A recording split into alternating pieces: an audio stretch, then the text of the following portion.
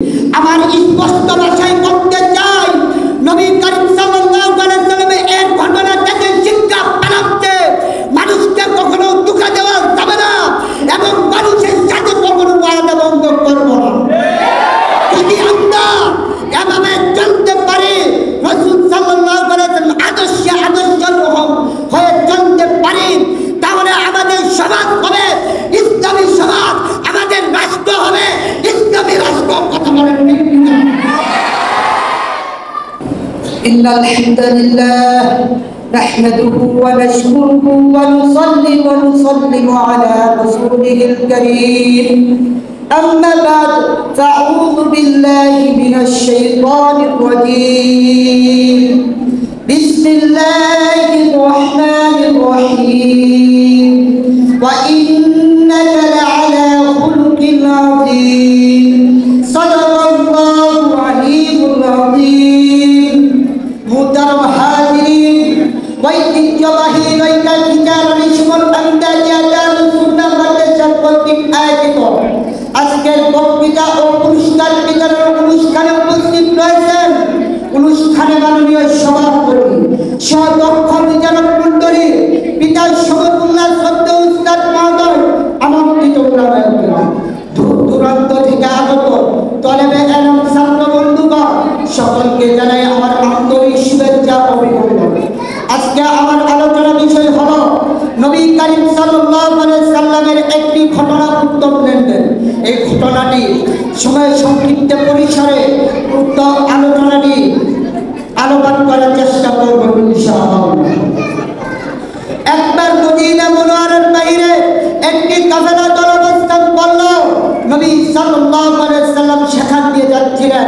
সেখানকার একটি উট নবী সাল্লাল্লাহু আলাইহি ওয়াসাল্লামের খুবই পছন্দ হলো। নবী সাল্লাল্লাহু আলাইহি ওয়াসাল্লাম মূল্য জিজ্ঞাসা করে তিনি সেটি উটের মালিকের কাছ থেকে নিয়ে বাড়ির পথ ধরলেন। হঠাৎ একটু পরে মনে পড়ে গেল ওই কাফেলার দলের যে একজন অপরিচিত লোককে উঠিয়ে দিলাম, কি জানি উটের মূল্য দিবে কিনা। হতে পারে সে আমাদেরকে ধোঁকা দিয়ে চলে গেছে, তার থেকে আর মূল্য আদায় হবে না, সে আমাদেরকে ধোঁকা দিয়ে চলে গেছে। মুহতারাম হাজিরিন, তাদের মূল কথা তাদের প্রতিকর্মে ফলের জন্য লজ্জিত হলো এবং ওই মুক্ত কাফেলার দলের মধ্যে একজন মহিলা ছিল। সে বলল, তোমরা হতাশ হচ্ছ কেন, ভয় পাচ্ছ কেন, অনুশোচনা করার কোনো কারণ নেই। আল্লাহর কসম, এমন উজ্জ্বল চেহারা আমি কখনো দেখি নাই। এটা ধোঁকাবাজের চেহারা হতে পারে না যে এমন ব্যক্তি ধোঁকা দিবে। যখন রাত হয়ে গেল, আমার নবী সাল্লাল্লাহু আলাইহি ওয়াসাল্লাম ওই উটের সমপরিমাণ খেজুর পাঠিয়ে দিলেন এবং ওই লোকদের জন্য খাবার পাঠিয়ে দিলেন।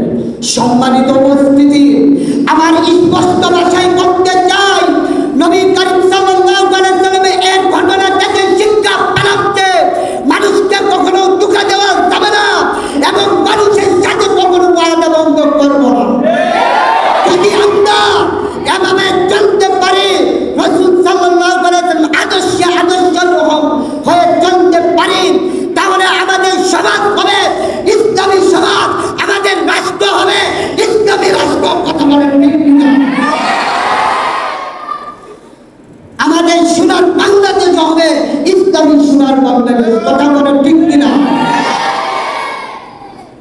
আল্লাহ তাআলা রাসূল সাল্লাল্লাহু আলাইহি ওয়াসাল্লামের আদর্শ অনুযায়ী চলার সবাইকে তৌফিক দান করুন। ওয়া মা তাওফিকি ইল্লা বিল্লাহ। আসসালামু আলাইকুম ওয়া রাহমাতুল্লাহি ওয়া বারাকাতুহু।